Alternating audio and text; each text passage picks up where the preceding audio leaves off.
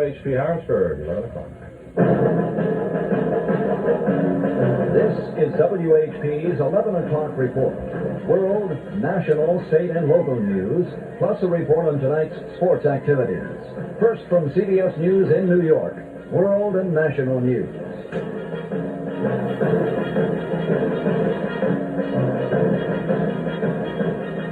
Atlanta kidnappers have tipped their hand and sent out a tape with the voice of the missing Atlanta Constitution newspaper editor, Reg Murphy.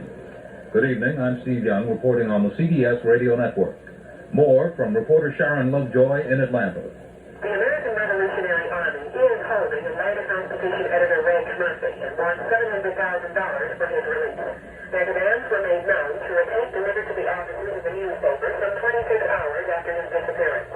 On the tape, Murphy, sounding calm but tired, said his kidnappers wanted the ransom to be packed in plastic bags, that it was to be at 5s, 10s, 20s, and 50s, and that the serial numbers should not be in any particular order. Shortly after the tape was played on television, Jim Rankin, assistant managing editor of the Constitution, told reporters that Mrs. Murphy had known about the tape since early afternoon and was encouraged by his message. Murphy says he has faith that he will be released unharmed if the demands of the American Revolutionary Army are met. Sean Lovejoy, CBS News, Atlanta, Georgia. In addition to making those demands, the American Revolutionary Army says it has a complaint. It considers the news media in the United States too leftist. In the West Coast kidnapping of Patricia Hearst, the Symbionese Liberation Army has told her father it wants a $6 million food program for the poor.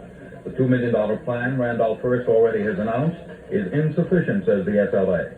The administrator of the initial plan said tonight he thinks that food donations will raise the total to $6 million in available food.